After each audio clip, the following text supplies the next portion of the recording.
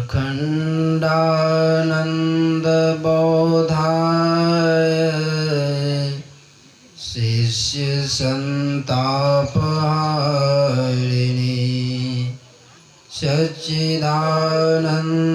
रूपाय रामाय गुरुवे नमः।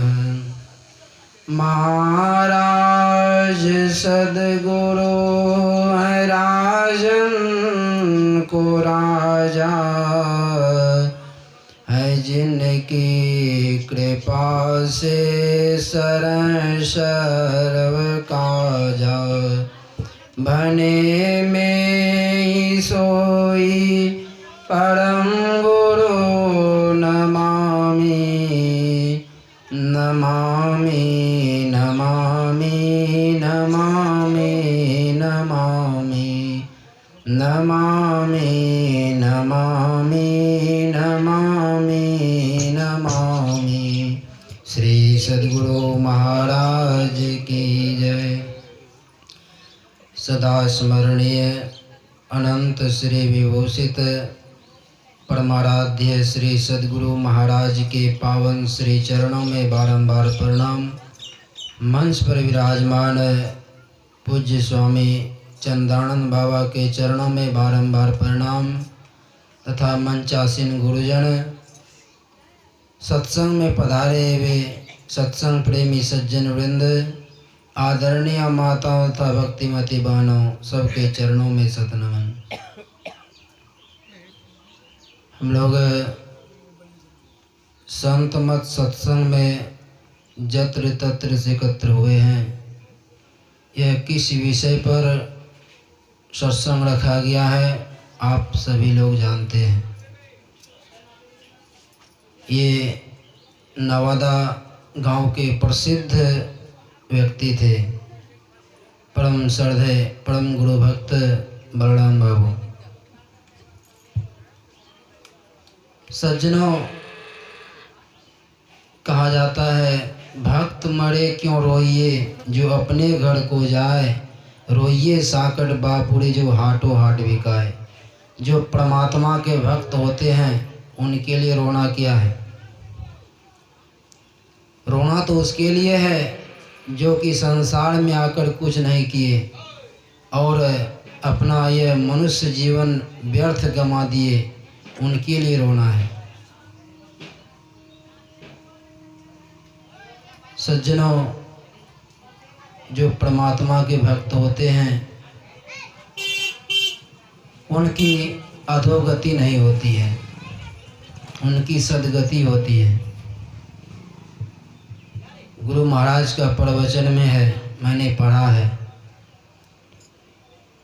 कि जिस व्यक्ति की मृत्यु होती है, मरने के समय अगर यह ख्याल हो जाए मैं परमात्मा का भजन करने के लिए आया था, लेकिन परमात्मा का भजन नहीं किया, परमात्मा को प्राप्त नहीं किया, ऐसा जीवन को धिक्कार है, मैंने संसार में अगर बड़ा गलत काम किया, अगर यह भावना लेकर मरते हैं तो उनकी सद्गति होती है, उनकी अधोगति नहीं होती है।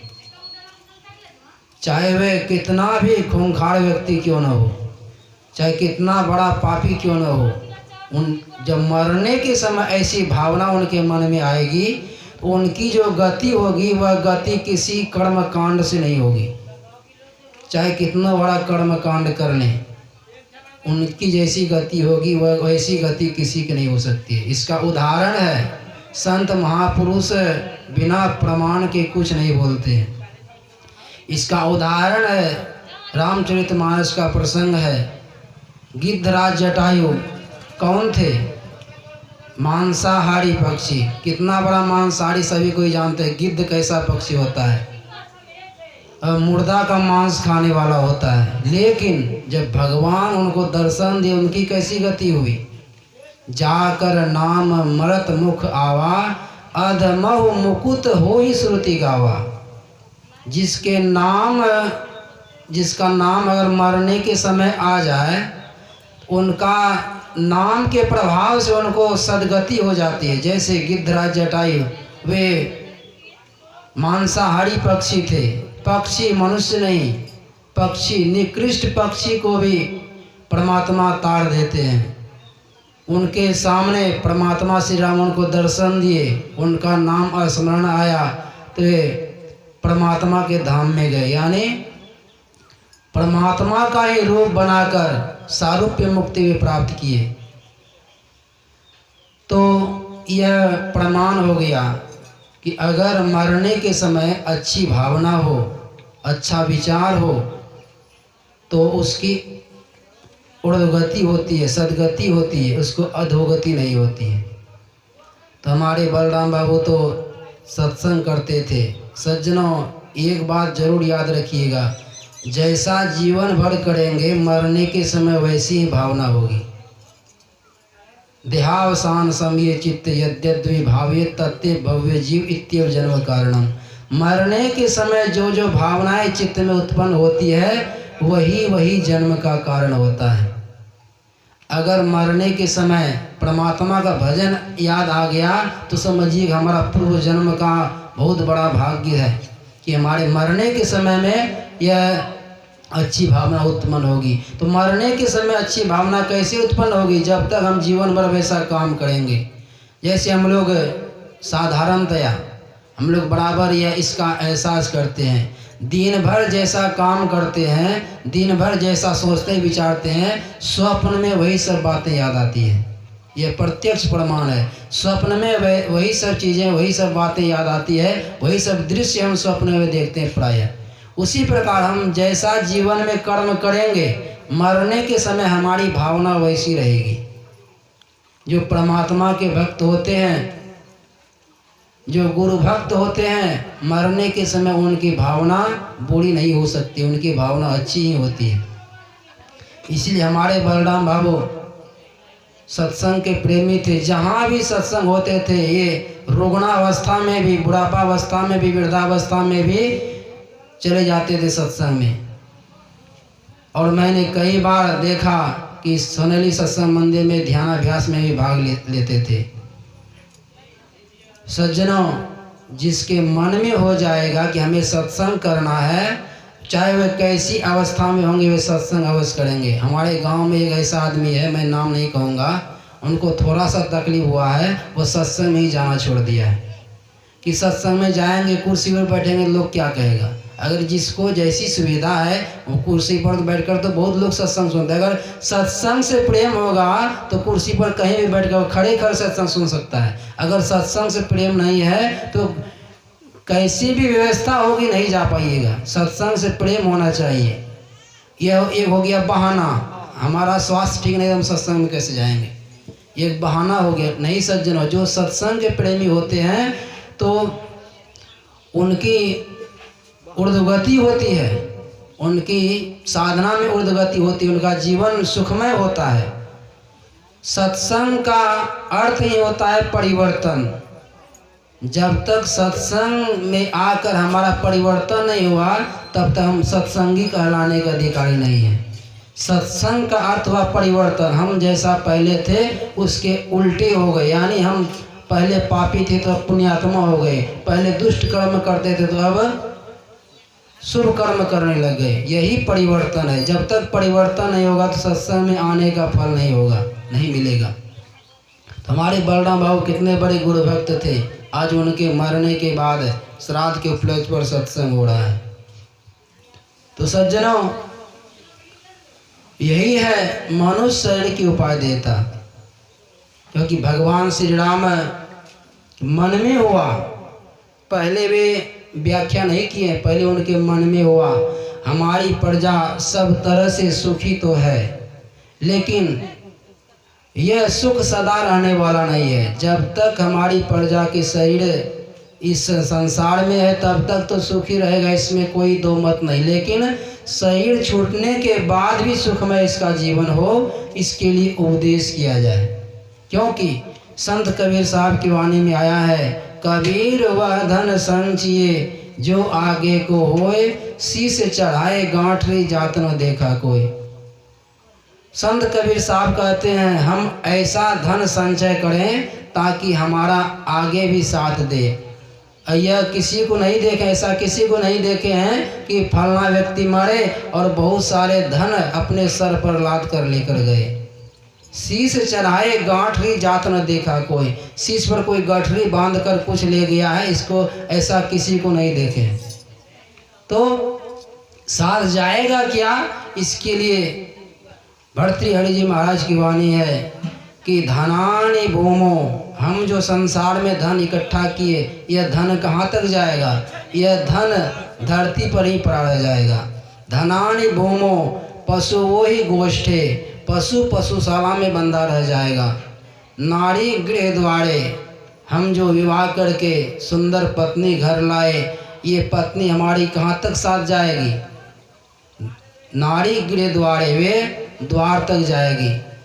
तो सज्जनों, इसी को गुरु नानक साहब क्या कहते हैं, घर की नारी परम हित जासी, रहत सदा संग लागी, जब यह हंसा तजिह काया, प्रेत प्रेत कह भागी। जिस स्त्री को हम ब्याह कर लाए हैं सदा हमारे साथ रहती है। घर की नारी परम हित जासो, रहत सदा संग लागी, सदा हमेशा संग में लगकर रहती है। लेकिन जब यह हंसा तजिह काया, जब यह हंसा या जीवात्मा या शरीर को छोड़कर चली जाएगी, तब क्या होगा, वही स्त्री प्रेत प्रेत कह भागी। वही स्त्री आपको प्रेत कहकर बुलाएगा, जल्दी निकालो यहाँ से। घर के कहत सवेरे काढ़ो, भूत हुई घर कहीं, अब वह भूत हो गया। पहले तो बड़ा प्रेम था, लेकिन जब इस शरीर से जीवात्मा निकल गई तब क्या हुआ, सब प्रेम सब खत्म हो गया। इसीलिए नारी गृह द्वारे, नारी कहाँ तक जाएगी, घर के द्वार तक ही जाएगी, इससे आगे नहीं जा सकती है। और स्त्री के लिए पुरुष कहाँ तक जाएंगे, स्त्री के लिए पुरुष जाएंगे श्मशान घाट तक। और सखा श्मशाने, हम जो संसार में मित्र बनाए, सखा बनाए, संबंधी बनाए, कुटुंब बनाए, ये सब कहाँ तक जाएंगे, सखा श्मशाने, सखा श्मशान घाट तक ही जाएंगे, इससे आगे नहीं जा सकते हैं। और सबसे बड़ी बात, यह देह कहाँ तक जाएगी, ये शरीर कहाँ तक जाएगा हमारा। जिस शरीर को हृष्ट पुष्ट करने के लिए जो नहीं खाना चाहिए वह खाए, जो नहीं पीना चाहिए वह पिए, जो नहीं करना चाहिए वह किए, यह शरीर जाएगा कहाँ तक, देहस चितायाम, यह शरीर चिता में जलकर भस्मीभूत हो जाएगा, जाने वाला कुछ नहीं है सज्जनों। तो जाएगा आखिर क्या, परलोक मार्गे धर्मान को गच्छति जीव एक, परलोक मार्ग में मात्र एक ही सहारा होगा, हमारा कर्म, हमारा धर्म। जो हम किए हैं शुभ या अशुभ कर्म, हमारे द्वारा जो धर्म बना है वही एकमात्र साथ में जाने वाला है, और कोई साथ में जाने वाला नहीं है। धन संपत्ति महल अटारी कुछ भी जाने वाला नहीं है सज्जनों। इसीलिए भगवान श्री राम उपदेश कर रहे अपनी सभा में, गुरु ब्राह्मणों पूर्ववासियों सभी प्रजाजनों को बुलाए और उपदेश कर रहे हैं। बड़े भाग मानुष तन पावा, सुर दुर्लभ सब ग्रंथ ही गवा। बड़े भाग्य से मनुष्य का शरीर मिलता है।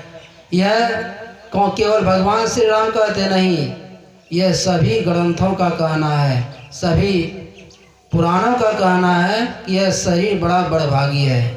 बड़भागी कब होगा, अभी हम लोग बड़भागी नहीं हैं। इसी को भगवान श्री राम ही कहते हैं। जब बाली मारा गया, माता तारा विलाप कर रही थी, तो माता तारा को यहाँ पर क्या समझाते हैं भगवान श्री राम। भगवान श्री राम तो एक ही उनकी वाणी है, यहाँ पर कहते हैं बड़भागी, और यहाँ बाली जब मर गया यहाँ पर क्या कहते हैं, क्षितिजल पावक गगन समीरा, पंच रचित अधम शरीरा। यहाँ पर अधम कहते हैं और वहाँ पर जाकर उपदेश देने के क्रम कहते हैं बड़भागी। ये एक ही व्यक्ति, एक ही प्रभु हैं, तो दो बातें क्यों निकले उनके मुख से, तो इस पर भी गौर करने वाली बात है। यहाँ पर बाली के लिए कहा गया अधम, क्यों अधम कहा गया है, क्योंकि वह बाली विषयी था, वह बाली विषयी था, इसीलिए उसको अधम कहा गया है। अगर हम भी दिन रात विषय में लवलीन रहते हैं, ऐसे करते रह गए, तो क्या होगा, हम भी अभागी कहलाएंगे। इसीलिए बड़भागी हम तभी हो सकते हैं, कब बड़भागी होंगे, साधन धाम मोक्ष कर द्वारा, पाइन जही परलोक हम संवारा। यह शरीर साधनों का घर है और यह मोक्ष का दरवाजा इसमें लगा हुआ है। अगर इसे पाकर, ऐसा शरीर पाकर हम साधनों का घर इसका सदुपयोग नहीं किए और मुक्ति का जो दरवाजा इसका पता नहीं लगाए तो क्या होगा?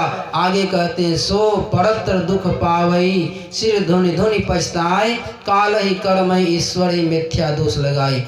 वह व्यक्ति सिर धुन धुन कर पछताता है, काल कर्म और ईश्वर को झूठी दोष लगाता है। क्यों? सब तो किया हुआ अपना ही है, लेकिन हम दोष देते हैं समय को, दोष देते हैं ईश्वर को, दोष देते हैं कर्म को, सब किया हुआ अपना। अगर परमात्मा का भजन अगर परमात्मा का भजन करते तो ऐसा दिन देखना नहीं पड़ता। परमात्मा का भजन करेंगे तभी हम सुखी से रह पाएंगे, तभी हमारा जीवन सुखमय होगा। हम अभी दुखी क्यों हैं? क्योंकि हम परमात्मा के भजन के बिना हैं। अगर हम परमात्मा का भजन करने लग जाएंगे तो हम भी सुखी हो जाएंगे। सज्जनों, मैं विशेष नहीं कहना चाहूँगा, हमारे बीच पूज्य बाबा हैं, तो मैं अंत में गुरु महाराज से प्रार्थना करना चाहूँगा। वैसे तो ये गुरु भक्त थे, परमात्मा के भक्त थे, फिर भी हो सकता है कहीं मरने के समय ऐसी भावना हो जाए, तो मैं गुरु महाराज से प्रार्थना करना चाहूँगा कि हे गुरु महाराज, हमारे बलराम बाबू की आत्मा जहाँ कहीं हो उनको अपनी शरण में लें, उनको सद्गति दें। श्री सद्गुरु महाराज की जय।